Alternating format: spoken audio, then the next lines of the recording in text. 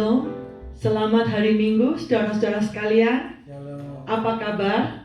Baik. Terus percaya bahwa Tuhan ada bersama kita. Amin. Saya percaya Tuhan Yesus tetap setia di dalam hidup kita. Biar setiap kita pun terus setia untuk melayani Dia dan terus merindukan untuk berada di dalam hadirat-Nya. Amin. Biarlah kita terus rindu untuk berada di dekatnya, karena di dalam hadiratnya disitulah kita dapat menemukan kedamaian yang sejati. Amin. Mari kita mulai ibadah kita pada siang hari ini. Saya rindu untuk mengajak kita semua menaikkan pujian ini. Tuhan, ku rindu masuk dalam hadirat-Mu.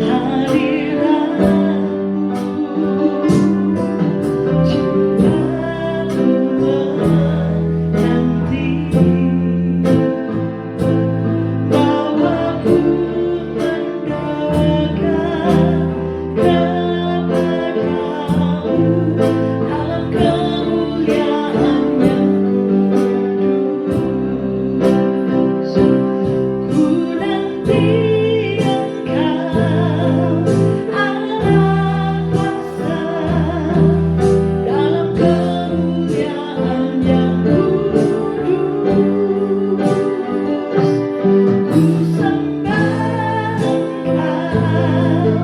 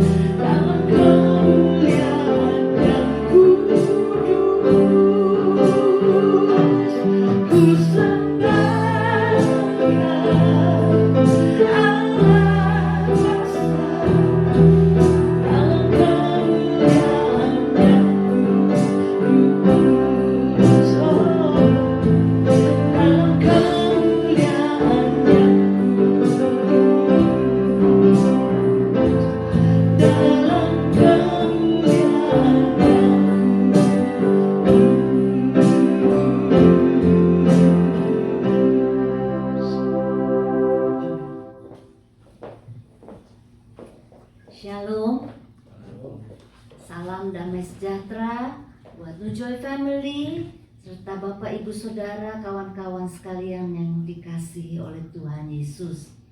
Saya mengucap syukur karena saya tahu saudara setia dalam beribadah. Puji Tuhan kita bisa bertemu kembali. Saudara, Tuhan Yesus pernah menyampaikan cerita dalam Lukas 16 ayat 19-31 mengenai orang kaya dan Lazarus yang miskin. Orang kaya ini hidup dalam kemewahannya, tapi sayang dia tidak peduli dengan Lazarus, seorang pengemis yang berbaring di depan atau di dekat pintu rumahnya, yang mengharapkan remah-remah dari meja orang kaya ini. Dan di Alkitab diceritakan bahwa dua-duanya meninggal. Saudara, orang kaya ini sangat menderita di alam maut. Dan waktu dia melihat ke atas, dia lihat Abraham dan Lazarus di pangkuan Abraham. Lalu dia berkata, "Kasihanilah aku, Abraham.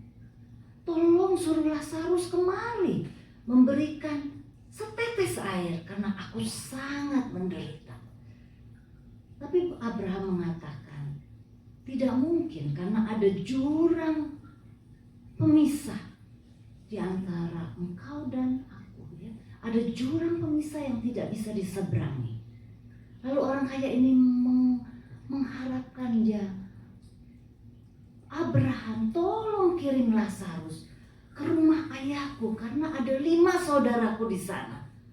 Saudara bayangkan, di alam maut orang ini sadar bahwa dia membutuhkan keselamatan, keluarganya membutuhkan keselamatan, tapi sudah terlambat. Tidak mungkin orang ini balik ke dunia orang hidup.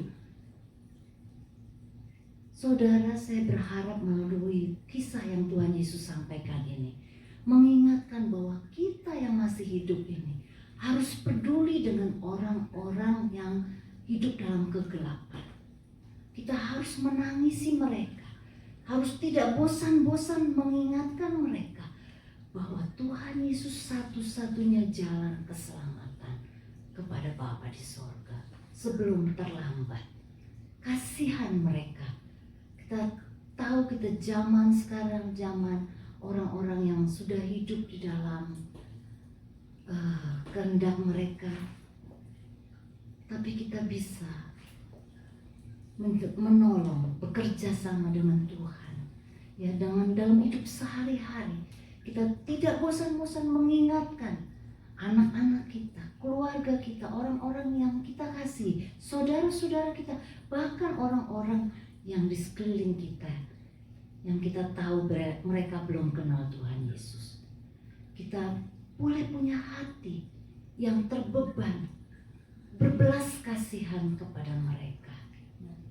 Baik saudara-saudara, kita akan memulai ibadah kita, dan biarlah kalau Tuhan mengetuk hati kita, kita mau mengatakan bahwa saya mau bekerja di ladang Tuhan.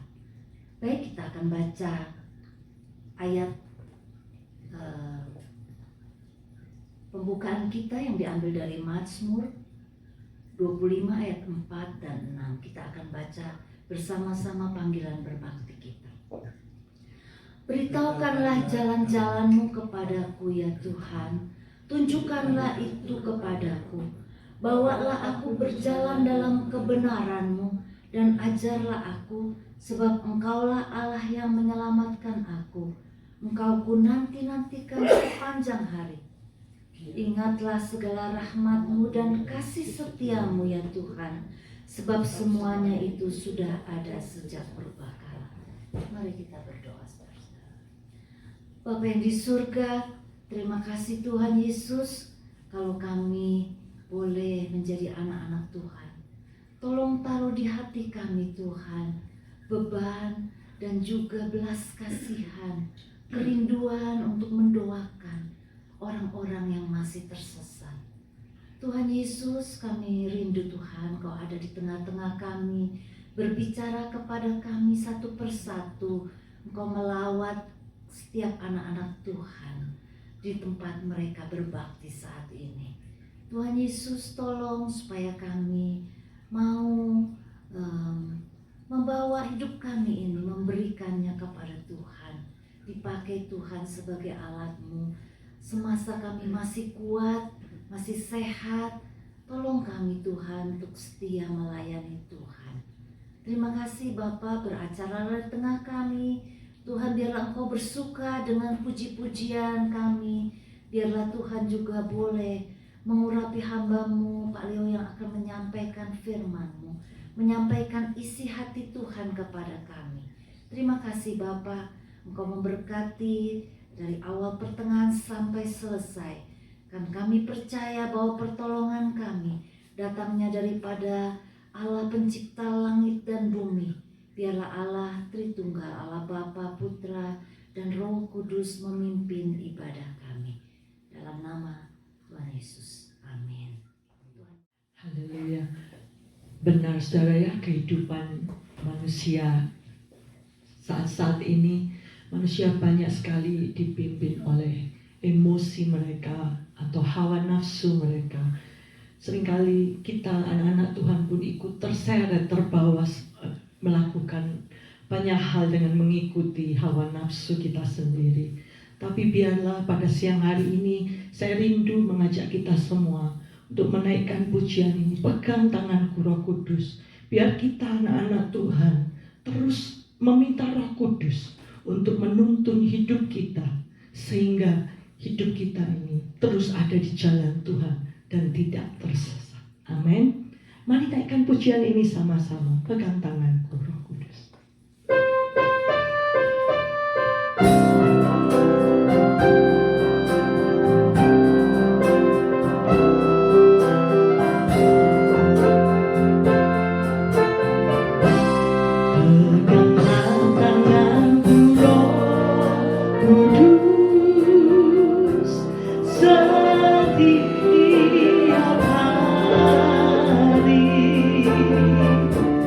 Ku tak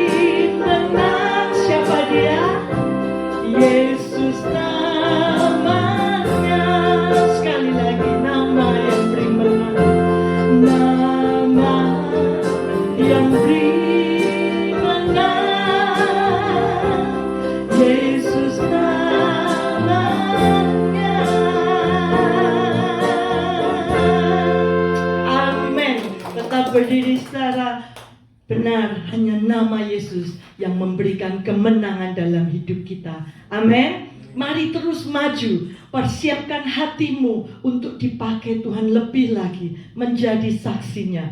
Api kemuliaannya sudah dicurahkan dari surga. Mari naikkan pujian ini sama-sama.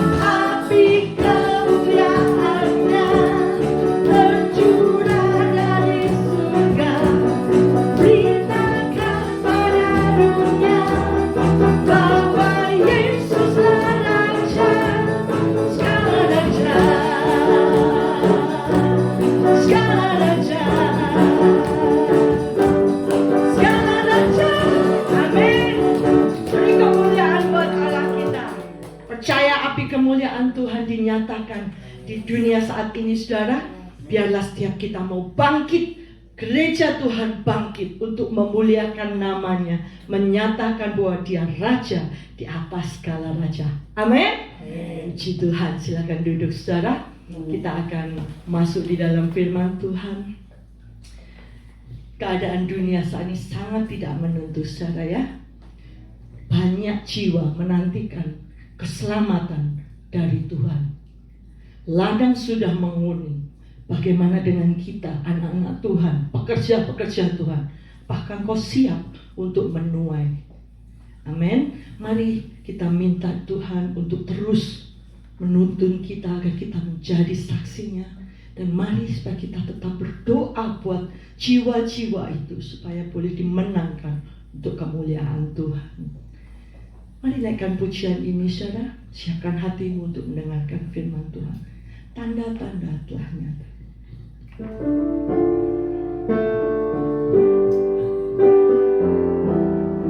Selamatkan generasi kami, Tuhan.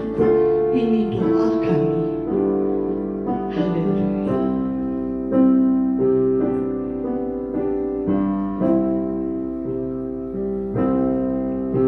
Tanda-tanda telah nyata, hujan akhir telah tiba. Allah sedang melawat umatnya. Ladang telah menguning, siap untuk dituai.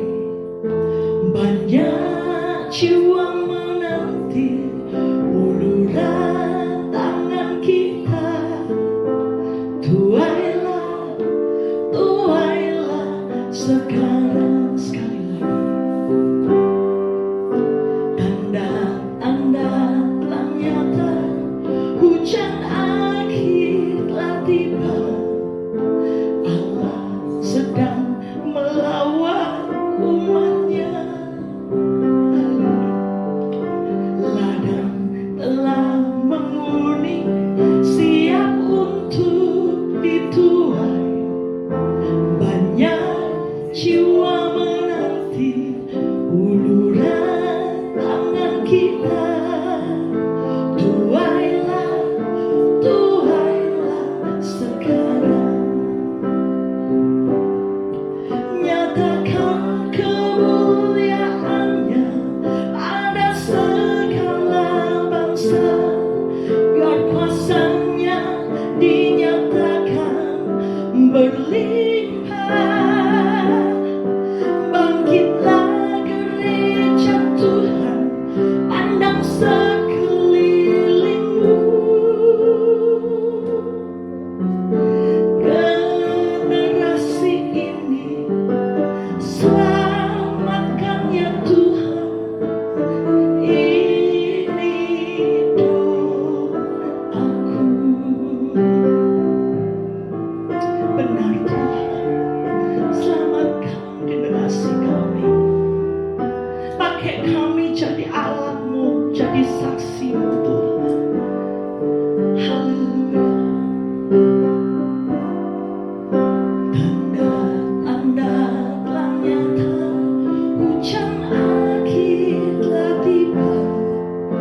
Allah sedang melawat umatnya. Ladang telah menguning, siap untuk dituai. Banyak jiwa menanti uluran tangan kita. Tuailah, tuailah sekarang. Nyatakan kemuliaannya pada segala bangsa. Biar kuasanya dinyatakan berlimpah. Bangkitlah gereja Tuhan, pandang sekelilingmu. Generasi ini selamatkan ya Tuhan. Ini doaku. Nyatakan kemuliaan pada segala bangsa. Biar kuasanya dinyatakan berlimpah. Bangkitlah gereja Tuhan, pandang sekelilingmu. Generasi ini selamatkan ya Tuhan. Ini doaku.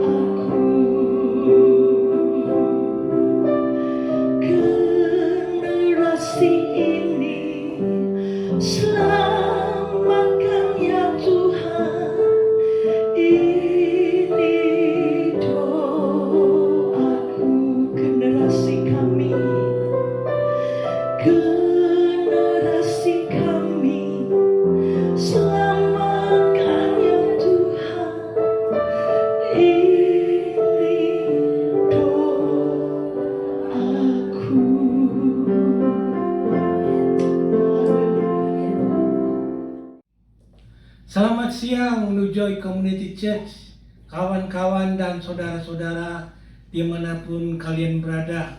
Tuhan Yesus mengasihi kalian, amin. Mengasihi saya juga, karena kita semua adalah keluarga Allah. Tidak rasa saudara-saudara, kita sudah sampai di dialog terakhir dari seri mujizat Tuhan Yesus. Ingat, ada 10 mujizat dan ada 4 dialog. Dan siang hari ini kita akan membicarakan dialog yang terakhir tentang Tuhan Yesus kepada murid-muridnya. Ya, yang saya ambil itu dari Matius pasal 9 ayat 35 sampai 38. Kita akan baca dan lalu kita akan berdoa. Demikianlah firman Tuhan. Demikianlah Yesus berkeliling ke semua kota dan desa. Ia mengajar dalam rumah-rumah ibadat dan memberitakan Injil kerajaan sorga, serta melenyapkan segala penyakit dan kelemahan. Melihat orang banyak itu, tergeraklah hati Yesus oleh belas kasihan kepada mereka, karena mereka lelah dan terlantar seperti domba yang tidak bergembala. Maka katanya kepada murid-muridnya, tuaian memang banyak, tetapi pekerja sedikit. Karena itu mintalah kepada Tuhan yang mempunyai tuaian, supaya ia mengirimkan pekerja-pekerja untuk tuaian itu. Demikianlah firman Tuhan. Berbahagialah orang yang mendengarkan, merenungkan, dan juga yang melakukan akan firman Tuhan. Mari kita tunduk kepala dan kita berdoa. Bapa kami yang ada di surga, kami boleh bersyukur dan berterima kasih karena Engkau itu adalah Tuhan yang begitu baik, yang selalu memperhatikan buah tangan-Mu, sehingga tidak ada satupun yang terlepas dari serangan Tuhan. Dan biarlah semuanya itu juga bisa datang ke dalam tangan-Mu dan boleh mendapatkan keselamatan Tuhan. Dan tentu saja ya Bapa di surga, Tuhan telah memilih kami untuk menjadi penuai-penuai, untuk menjadi pekerja-pekerja di ladang Tuhan. Dan kiranya biarlah dari pendengaran firman ini, Tuhan menggerakkan kami kembali, hati kami untuk boleh fokus atas panggilan kami sebagai orang percaya, yaitu menginjili tentang kerajaan sorga, seperti Tuhan Yesus sendiri yang telah menginjili begitu banyak orang dari desa ke desa, dari tempat satu ke tempat yang lain. Yesus mengajar dan mengabarkan kabar Injil kerajaan sorga. Karena itu Bapa di surga, biarlah Engkau pakai kami semua yang ada di sini atau juga yang ada di mana saja untuk boleh menjadi pekerja-pekerja di ladang Tuhan, supaya nama Tuhan dipermuliakan dan ditinggikan. Dan jadilah itu semuanya atas kehendak-Mu. Terima kasih Bapa di surga. Di dalam nama Tuhan Yesus kami boleh berdoa dan mengucap syukur hanya kepada Tuhan saja. Amin. Ya, demikian saudara-saudara. Kalau kita membaca dari ayat yang satu itu, pertama ayat 35 itu saya ulangi lagi ya. Demikianlah Yesus berkeliling ke semua kota dan desa. Ia mengajar dalam rumah-rumah ibadat dan memberitakan Injil kerajaan sorga. Apakah kerajaan sorga itu, saudara-saudara?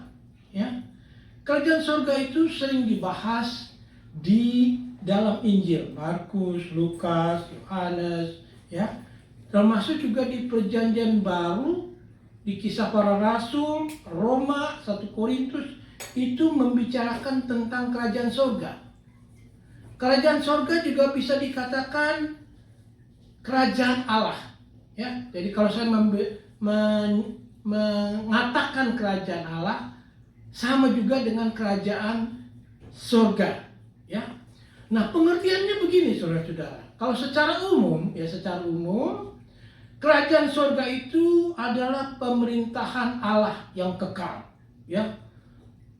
Allah berdaulat atas seluruh alam semesta. Saudara percaya itu? Allah berdaulat atas seluruh alam semesta, ya. Allah juga berdaulat atas segala ciptaannya, termasuk raja-raja, termasuk pemerintahan-pemerintahan, termasuk presiden-presiden. Karena dikatakan di Mazmur, Tuhan sudah menegakkan tahtanya di surga dan kerajaannya berkuasa atas segala sesuatu. Jadi setiap negara, termasuk negara Amerika, negara China, negara Rusia, atau negara apa saja, itu berdaulat atas pemberian dari Tuhan. Ya, Tuhan yang berdaulat atas mereka. Ya.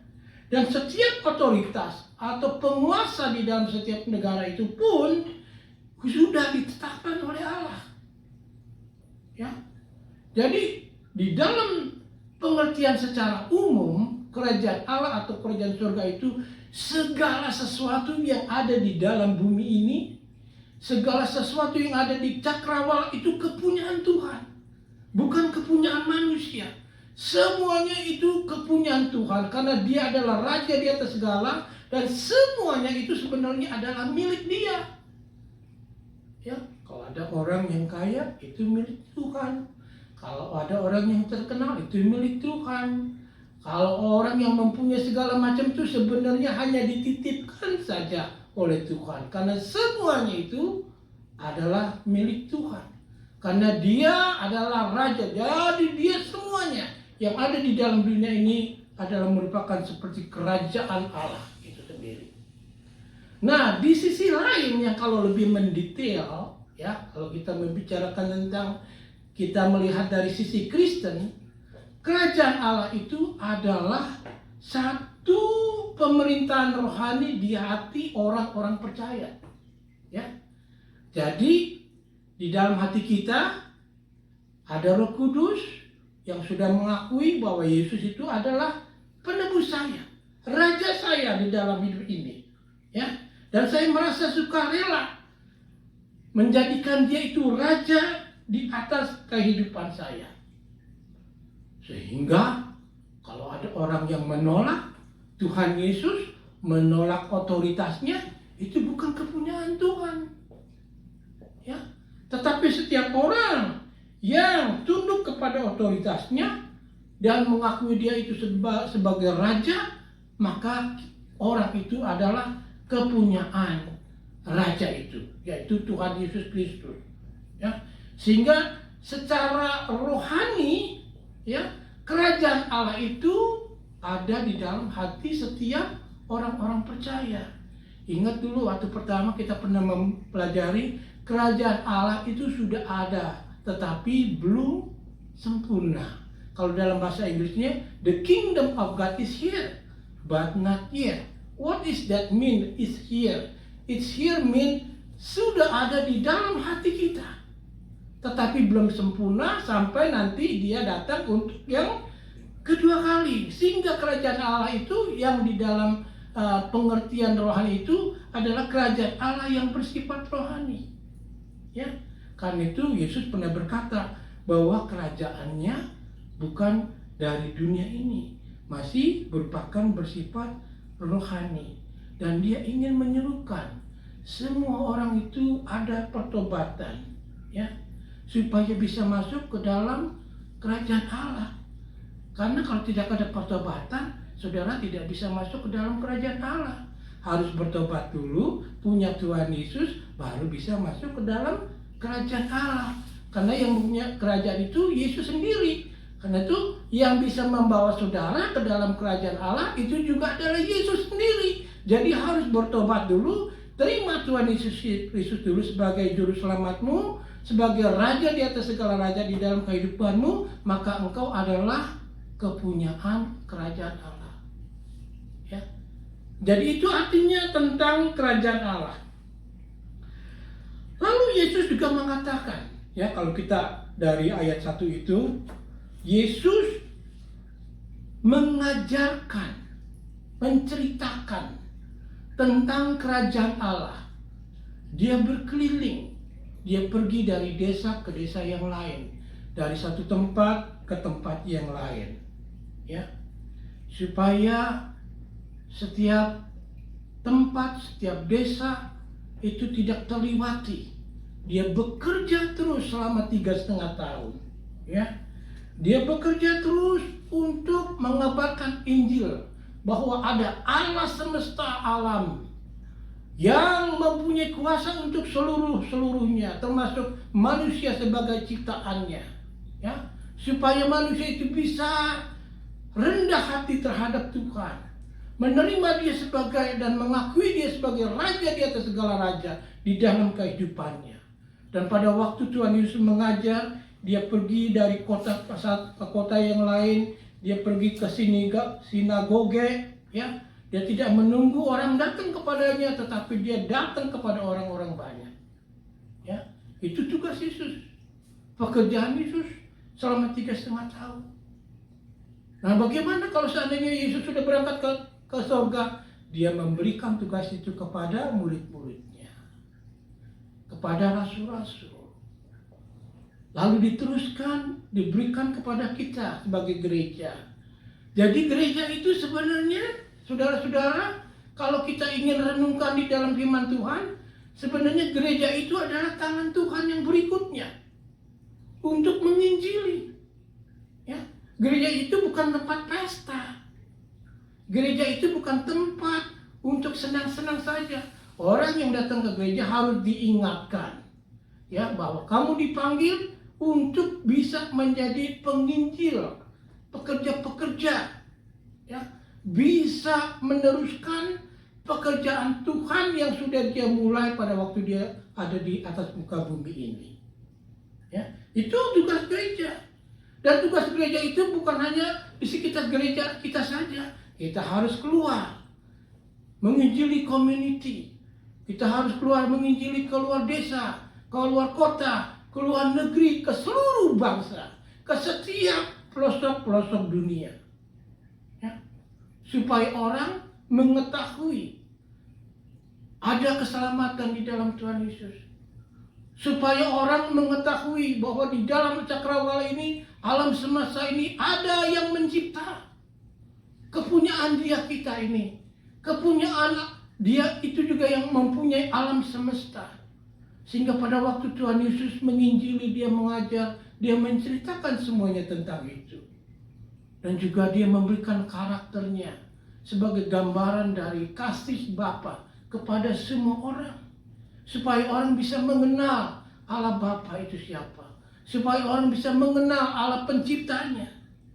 Dan pada waktu Dia menginjili, pada waktu Dia mengajar, aduh, alangkah indahnya saudara-saudara, kalau juga saya boleh mempunyai satu karunia seperti yang Tuhan Yesus punyai.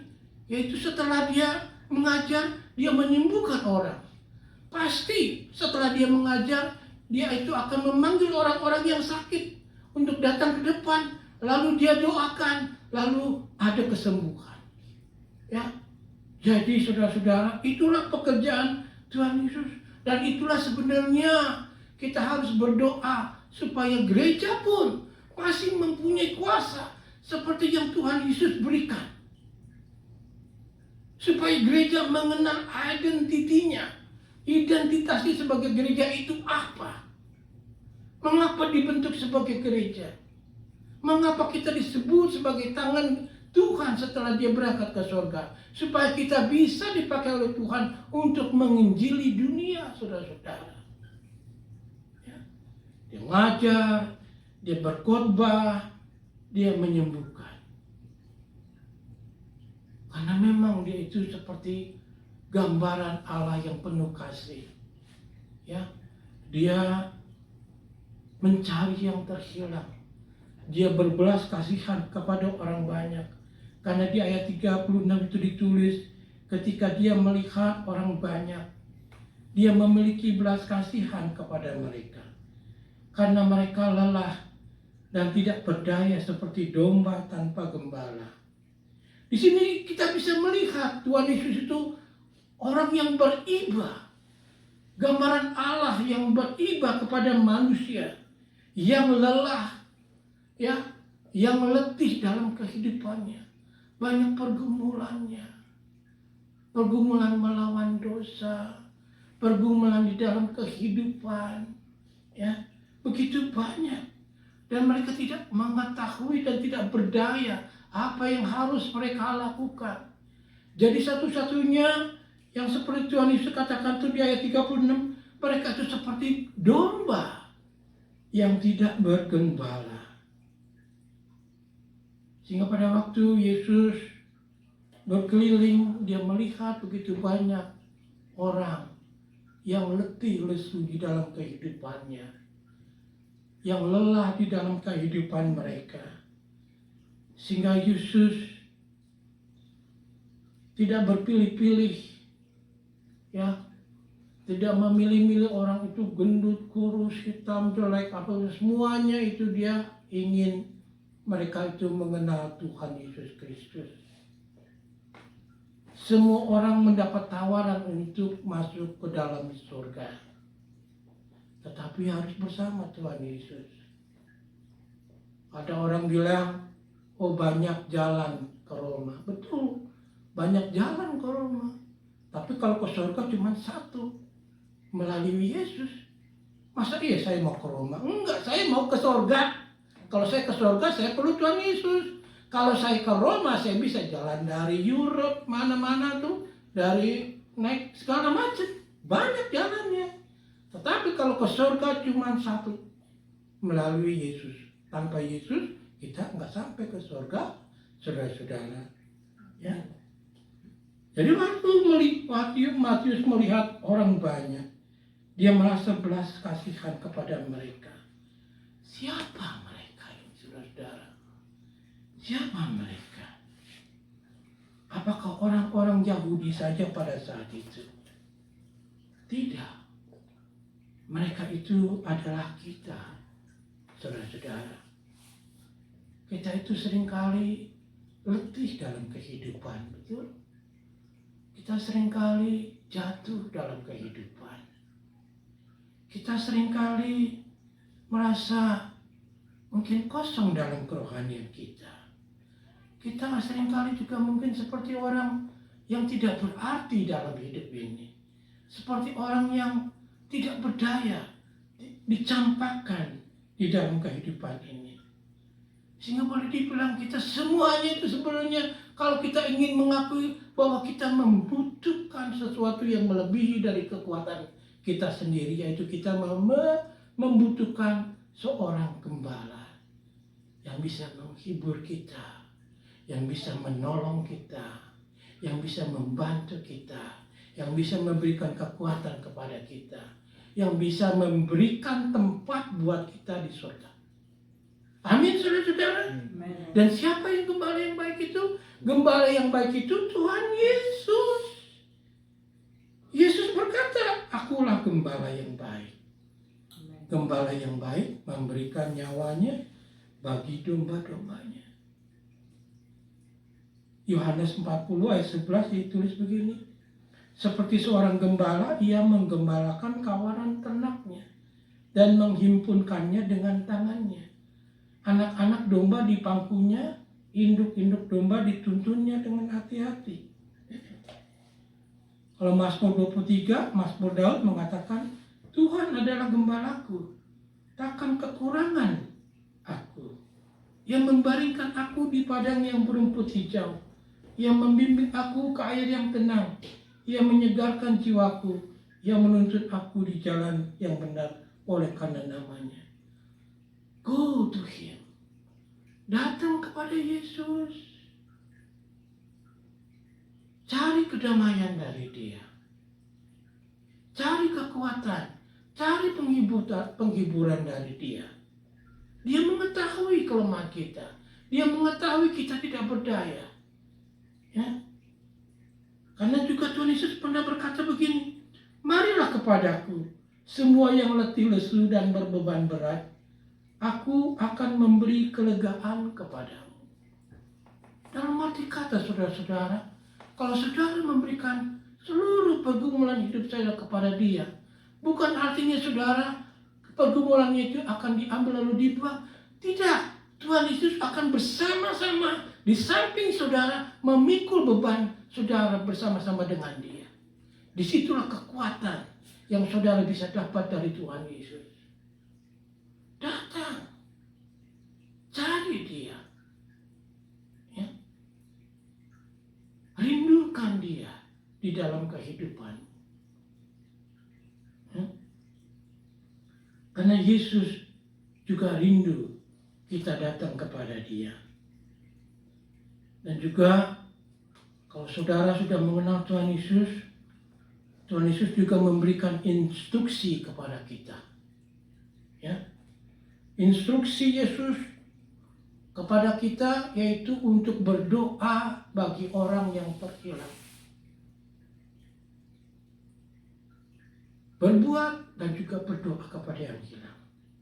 Lihat dari ayatnya, dari ayat 37 sampai 38. Tulis begini. Tuayan memang banyak, tetapi pekerja sedikit. Karena itu mintalah kepada Tuhan yang punya tuayan, supaya Ia mengirimkan pekerja-pekerja untuk tuayan itu. Ya, jadi di dalam setiap saat, saudara-saudara, ya, pada zaman Yesus, pada zaman gereja mula-mula, pada zaman reformasi, pada zaman kebangkitan gereja, pada zaman sekarang pun panen itu masih banyak, saudara-saudara. Ya. Tuayan itu masih banyak. Tetapi pekerja sedikit.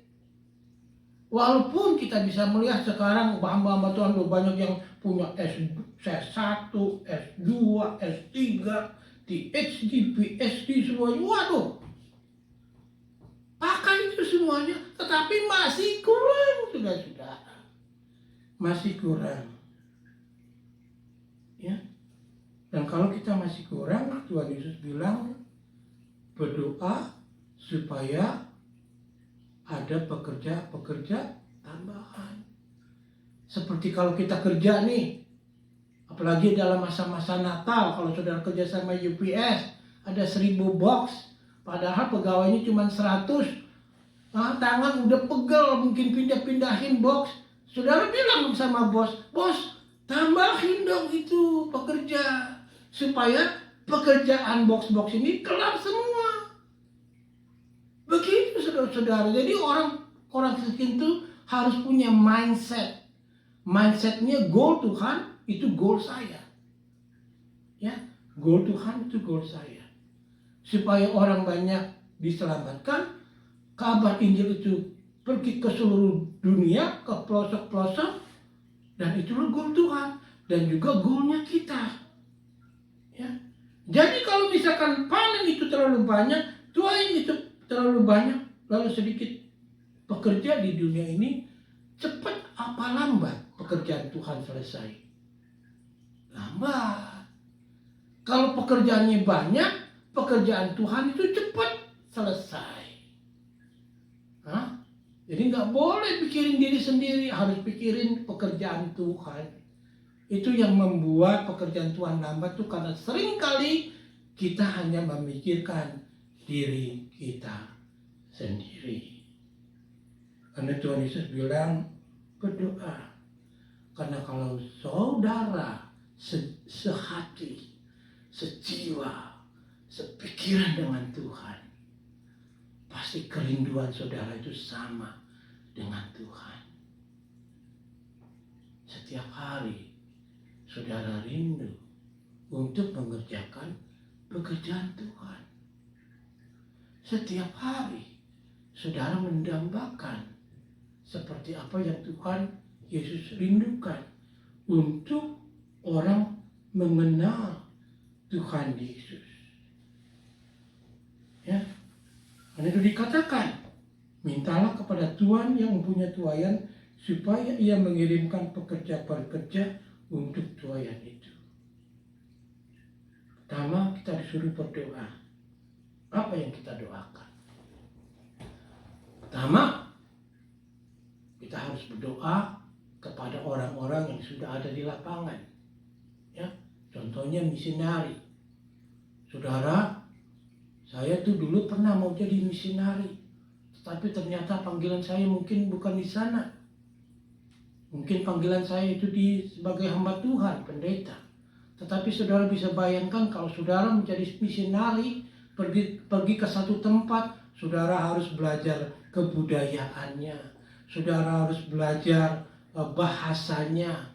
Walaupun sekarang hampir setiap negara mempunyai misionari lokal. Dan itulah yang mereka itulah yang harus kita doakan, saudara-saudara. Ya, harus doakan. Nah, setelah kita berdoa, ya, baru nanti Tuhan mengirimkan pekerja dan pekerja itu akan diutus. Jadi kalau gereja yang sehat itu sebenarnya adalah gereja yang selalu berdoa untuk penginjilan Tuhan. Gereja yang terus bisa berdiri sampai Tuhan Yesus datang adalah gereja yang mempunyai hati yang sama dengan Tuhan Yesus. Yang mau berdoa untuk penginjilan. Setelah berdoa lalu kita juga berdoa untuk kalau ada dari kita yang mau diutus. Mengapa? Kalau kita berdoa tidak ada yang pergi, ya sama saja bohong, saudara-saudara. Ya, sama saja bohong, nggak ada gunanya. Tetapi kalau kita berdoa ada orang yang hatinya tergerak, ya, untuk menjadi hamba Tuhan atau menjadi misionari terutama, maka doa kita itu adalah doa yang dijawab oleh Tuhan. Dan itu adalah sesuatu kesuksesan sebuah gereja. Kesuksesan sebuah gereja itu bisa mempunyai pengutusan-pengutusan ke seluruh tempat di atas muka bumi ini. Ya.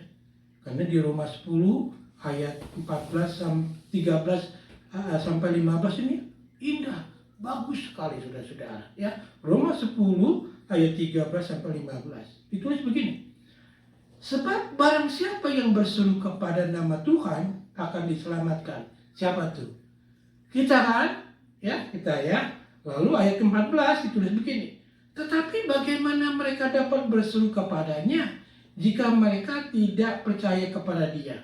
Bagaimana mereka dapat percaya kepada Dia jika mereka tidak mendengar tentang Dia? Bagaimana mereka mendengar tentang Dia jika tidak ada yang memberitakannya? Ini memberitakan tentang orang-orang yang belum mengenal Tuhan Yesus Kristus. Lalu ayat 15 itu begini. Dan sebagaimana mereka dapat memberitakannya jika mereka tidak diutus. Jadi siapa yang harus diutus? Orang yang sudah percaya. Orang Kristen yang sudah percaya. Dan kalau saudara diutus, itu satu perbuatan yang sangat indah sekali. Karena kalau dituliskan di back, itu begini. Seperti ada tertulis betapa indahnya kedatangan mereka yang membawa kabar baik.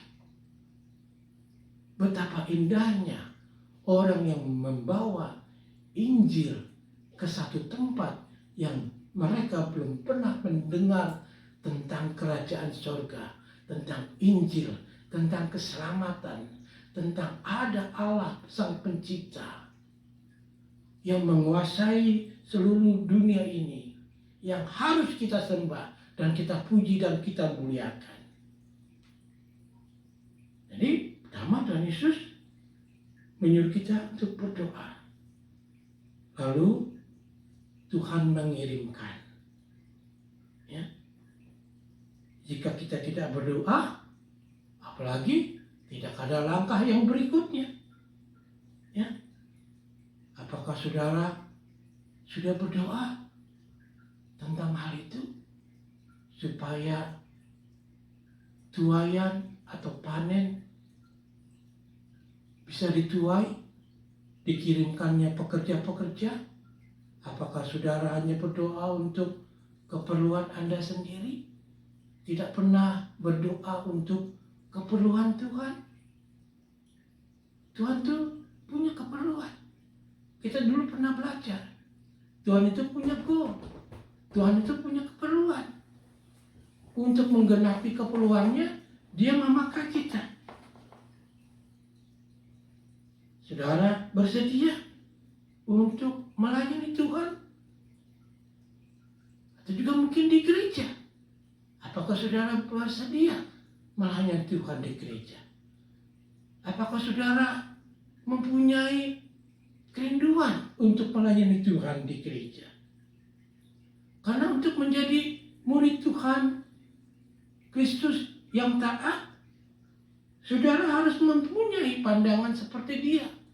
Pandangan lokal itu di gereja dan juga pandangan secara global sebagai misi.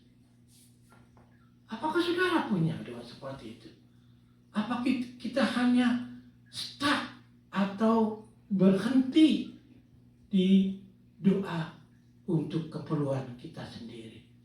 Kita tidak pernah mendoakan untuk keperluan Tuhan. Padahal setelah kita membaca, Tuhan itu mengajak kita masuk ke dalam peladangan Dia. Tuhan mengundang kita untuk masuk ke dalam pekerjaan Dia. Ya.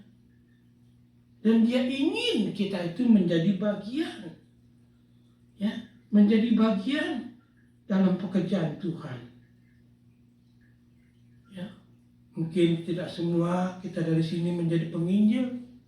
Tidak semua kita di sini menjadi pengkhotbah. Tetapi kita semua harus mempunyai hati seperti hati Tuhan Yesus. Mengapa? Mengapa? Mengapa saudara-saudara? Mengapa Tuhan memanggil kita? Karena saudara harus mengerti identitas saudara. Saudara adalah kaum imamat, kaum rajani. Saudara adalah kaum keluarga Allah yang terpilih, bangsa yang kudus, kepunyaan Allah sendiri. Kalau saudara adalah imamat yang rajani, bangsa yang terpilih, bangsa yang kudus, kepunyaan Allah sendiri, maka kita harus merubah mindsetnya kita, pikiran kita, bukan mengenai kita lagi, tetapi mengenai Tuhan. Saudara-saudara, karena kita ini dipilih menjadi orang-orang yang dikhususkan oleh Tuhan. Kita dipilih menjadi orang-orang yang diseparate, dipisahkan dari dunia. Kita masih ada dalam dunia, tetapi kita terpisah. Kita bukan bagian dari dunia. Karena kita adalah bangsa yang terpilih, imamat yang rajani, bangsa yang kudus, umat kepunyaan Allah sendiri. Saudara harus tahu identitas saudara.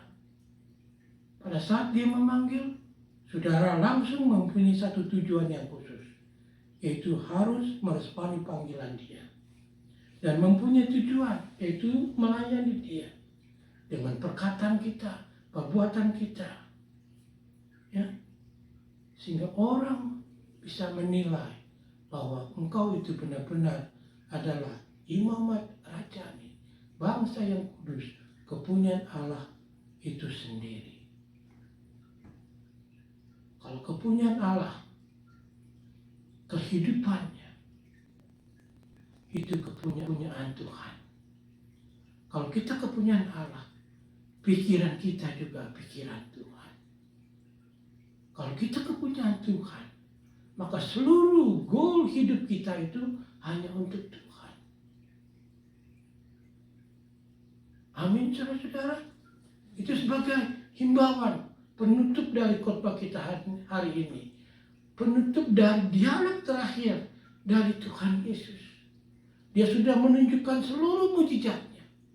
Dan sudah Dia memberikan 4 dialog untuk kita menjadi murid yang setia.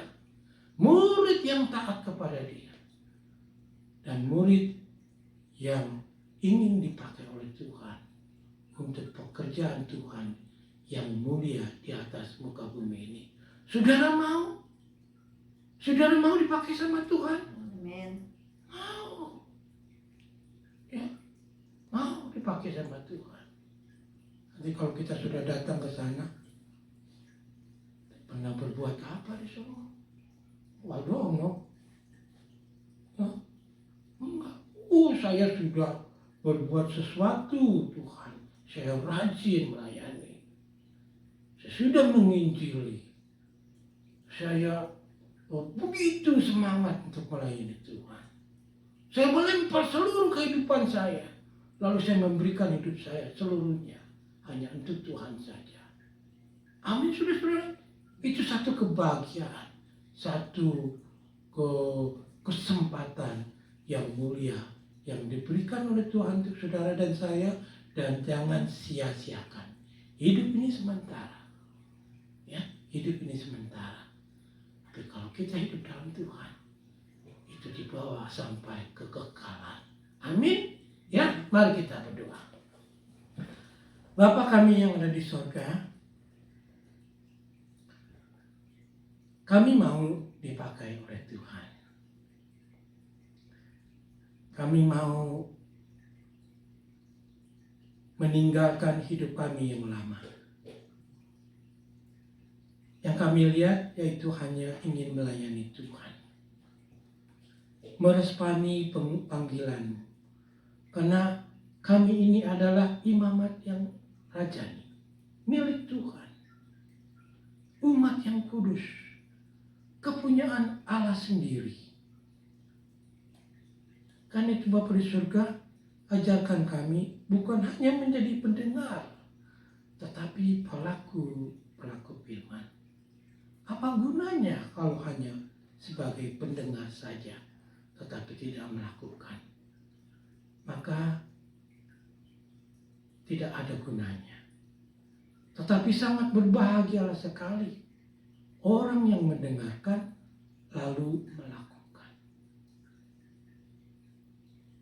Karena itu adalah satu pekerjaan yang sangat mulia. Fokuskan hati kami kepadamu, pikiran kami, mata rohani kami hanya tertuju kepada Tuhan saja. Karena yang lain-lain itu seperti sampah yang tidak ada gunanya.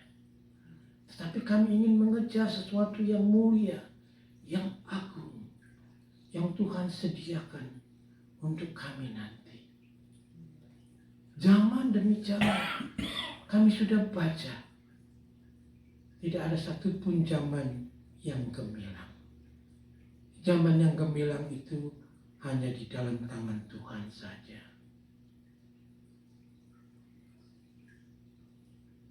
Terima kasih Bapa di surga, biarlah Engkau meteraikan pendengaran firman Tuhan setiap saat dengan kuasa Roh Kudus-Mu, sehingga tidak ada satupun yang bisa mengambilnya dari hati kami. Dalam nama Tuhan Yesus kami boleh berdoa dan mengucap syukur hanya kepadamu saja. Amin. Amin, saudara-saudara, ya. Kita akan masuk ke dalam doa syafaat. Seperti biasa kita akan berdoa untuk transisi. Kalau seandainya Biden menang, kita berdoa supaya transisinya smooth. Dan saya ingin tidak ada terjadi hal-hal apapun. Dan kita akan berdoa supaya COVID-19 ini bisa ditanggulangi secepatnya. Dan kita boleh minta ampun, mohon pengampunan dari dosa. Supaya Tuhan boleh ikut campur dan memberikan kita vaksin yang baik, yang tidak berbahaya untuk orang memakainya. Dan kita boleh kembali diberikan kesempatan untuk melayani Tuhan. Gereja boleh dibuka, bisnis boleh dibuka, anak-anak boleh kembali sekolah, semuanya bukan saja di Amerika, demikian juga di Indonesia. Dan kita berdoa supaya negara asal kita Indonesia itu boleh diberkati oleh Tuhan, supaya setiap orang penguasa-penguasa pemerintah itu boleh hidup berdampingan dengan penuh kasih, penuh kasih sayang untuk bisa menjalankan negaranya dengan baik. Ya, mari kita tunduk kepala dan kita berdoa.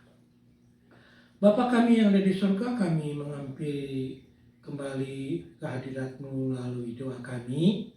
Ya Tuhan, kami ingin berdoa supaya nanti di bulan Januari ada transisi presiden yang lama dan presiden yang baru itu bisa berjalan dengan baik, dengan lancar. Tidak ada kekurangan satu apapun juga. Dan kami berdoa supaya biarlah terus orang Kristen bisa mempunyai hati yang berbelas kasihan kepada orang-orang yang terhilang. berbelas kasihan kepada orang yang lemah, yang letih di dalam kehidupan mereka, yang terus bergumul dalam pekerjaan, dalam keluarga, dalam kesehatan. Kiranya Tuhan tolong. Dan kiranya Tuhan juga boleh berkati setiap dokter-dokter atau researcher, ilmuwan untuk bisa merampungkan vaksin yang nanti akan boleh dibagikan ke semua orang, dan kiranya vaksin itu boleh berguna sehingga bisa dipakai untuk menolak COVID-19 ini, sehingga semua pekerjaan boleh kembali lagi dengan baik, pemerintahan boleh berjalan dengan baik, sekolah, gereja terutama, ya Tuhan Yesus, Engkau kembalikan kembali gereja supaya bisa beribadah dengan penuh rasa syukur kepada Tuhan. Bukan saja di Amerika, demikian juga di Indonesia, di Eropa, di Asia, di mana-mana saja. Tuhan buka lagi gerejamu supaya kami boleh mendengarkan firman Tuhan, supaya kami boleh memuji Tuhan, dan kami siap untuk diutus untuk menginjili dunia. Ya Bapa di surga, juga kami berdoa untuk negara asal kami Indonesia. Engkau berkati Presiden Jokowi, berikan dia kekuatan, berikan dia kebijaksanaan, tutup bungkus dia selalu, dan biarlah setiap pemerintahan, setiap aparat-aparat negara bisa bersama-sama dengan penuh belas asih, kasih sayang satu dengan yang lain, menjalankan pemerintahan dengan baik, sehingga setiap rakyat Indonesia dari Sabang dan sampai Merauke bisa mendapatkan damai sejahtera dan diberkati oleh Tuhan. Demikian juga dengan seluruh alat-alat pemerintah di luar negeri, terutama di Amerika, di mana kami bekerja sama dengan konsulat di Amerika di sini. Kiranya bisa berjalan dengan baik dan lancar dan penuh dengan berkat dari Tuhan, kami bisa saling memberkati. Terima kasih Bapa di surga, dengarlah doa kami ini yang kami panjatkan hanya di dalam nama Tuhan kami Yesus Kristus, Juru Selamat kami yang selalu hidup itu. Amin. Nah, sekarang kita akan menutup ibadah kita, tapi sebelumnya kita akan bernyanyi dipimpin oleh Lisa lagu How Great Is Our God. Lalu kita masuk ke dalam benediction, yaitu berkat Tuhan. Mari kita bangkit berdiri, kita mau mengucap syukur, naikkan pujian. How great is our God. Sing with me, how great is our God. And all will see how great is our God.